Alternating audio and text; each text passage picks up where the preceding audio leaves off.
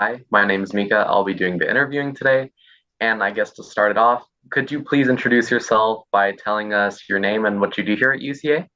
Sure. So my name is Lisa White, or Mrs. White, as my students know me by, and I am an ELA interventionist for UCA. So I work with students in grades 9 through 12 who need a little bit of extra support in reading and writing. That's awesome. Okay, well, moving on. We heard that you recently published a novel. First off, congratulations, but can you tell us a little bit more about your book? Yeah, so the second book in my series actually came out on the 27th. Prior to that, the first book was published last May, and that was a really scary process. It's traditionally published, and that comes with a lot of rejection. You query publishers and agents, and you just hope someone likes what you've done. I was rejected 42 times before my publisher picked up my book and they liked it. And that can be a really hard thing. But I think it goes to say about sticking with something that is important to you, even if it's hard. And in publishing, that's pretty normal that you'll get dozens, if not hundreds, of rejections. It's a rough industry to get your foot into. So my book is dystopian science fiction for young adults, so teenagers, probably appropriate from like 11-year-old up. It's pretty tame. So, but in terms of genre, if you think like Hunger Games kind of dystopian, it's very similar to that, or The Giver, but it's not quite as violent, I suppose is the word. It's more gentle. So if Hunger Games is like an 8, my book in terms of content would be like a 5 or a 6. So it's definitely something that's more gentle for all ages, and that's one of the things that my publisher actually that's their kind of their niche in the publishing industry is that they publish family friendly fantasy and science fiction content. And so that's really fun to work with them and within their guidelines and just write something that everyone can read. And so that's been really interesting. I just wrote based on trying to find something to read, but I couldn't find what I wanted to read. And so I was like, the book that I want to read doesn't exist. So I just wrote it.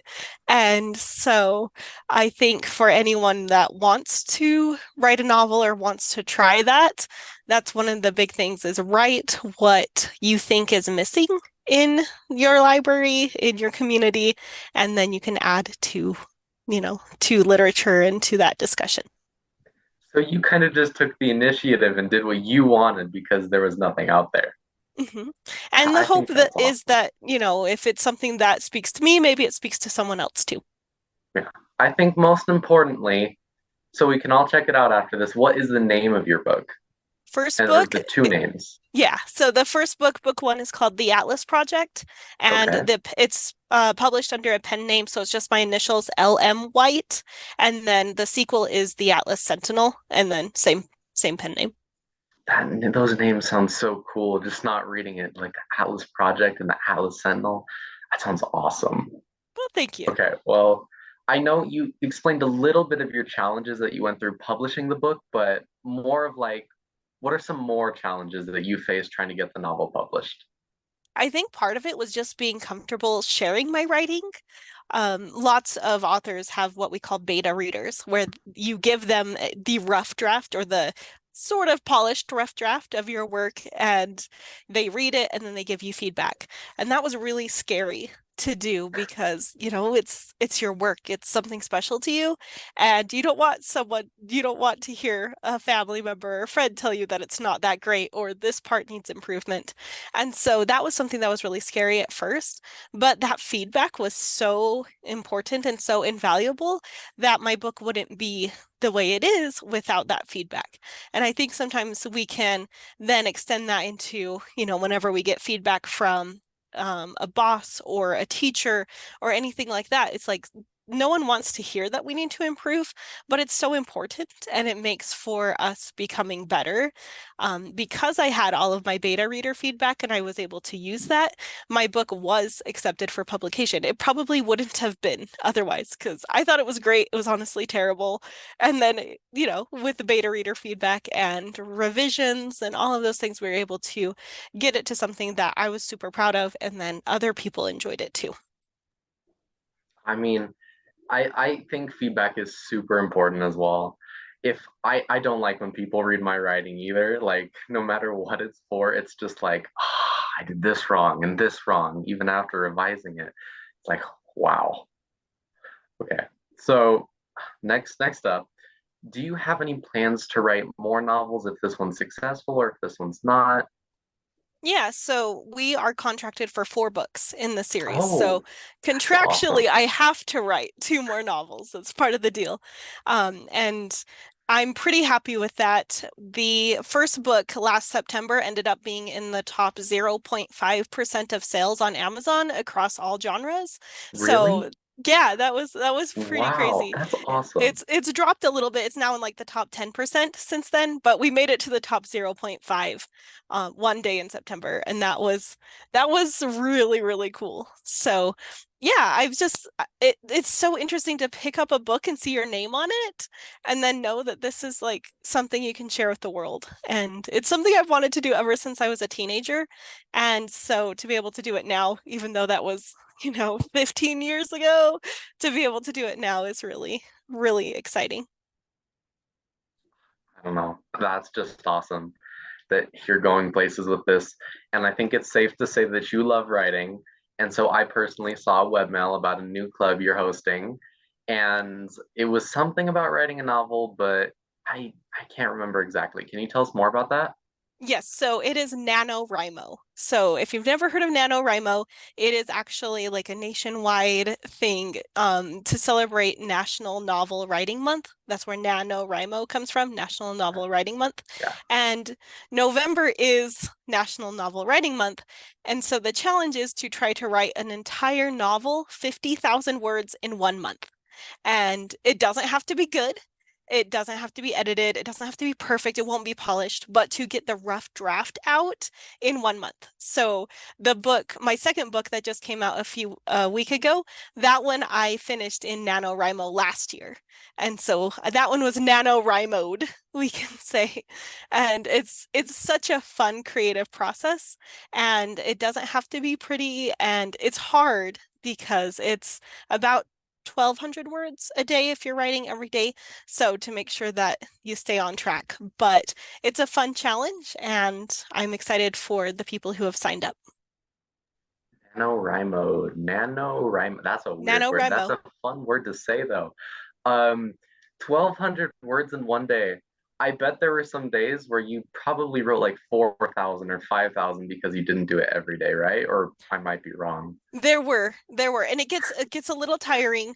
I thought I would write a lot over Thanksgiving break because you feel like you have more time, but then it's also Thanksgiving, so you have obligations and family and things. So I ended up falling a little bit behind towards the end of the month, and so I was writing like 3,000 words a day. Wow. Sometimes the writing comes easy, and that's great. Like that's the fun part of the writing process is when it just seems to just flow and it's super fast. Other times it was hard. And sometimes you even just have to walk away and just put it down and leave it for a day or two and then come back to it. Because at the end of the day, it's meant to be fun. It's not meant to feel like this horrible chain that's dragging you down all the time. And so even if we don't quite make the 50,000 words, we're still completing a goal and we're still working on something we didn't have before. Yeah. I think that is an awesome idea. And I think I speak for a lot of students here at UCA when I say, is it too late for students to sign up? Nope, it's not. Our first meeting is tomorrow at 3 o'clock. And even if you sign up next week, I will bring you up to speed. So you're more than Okay. welcome. Okay.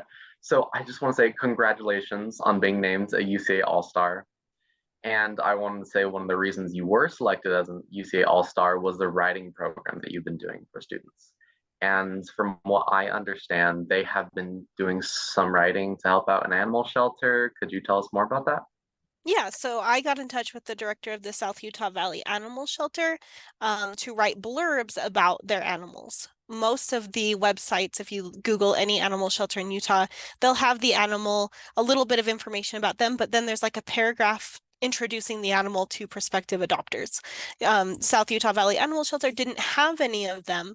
Animal shelters are busy right now. It's a hard time, and they're getting a lot of animals, so they're just super busy. And so I reached out to her to see if we could, in my ELA support classes, do a little bit of research about the breed and pick an animal and then write the blurbs. And she was really supportive. And so we worked on that for a couple of class sessions.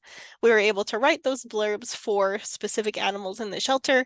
I sent them to her, and then she was able to post them on the website. So it was so great to be able to write for a real audience, and like people will see this on the Yeah, website. So, do your best work, make sure that it's written the best way you know how.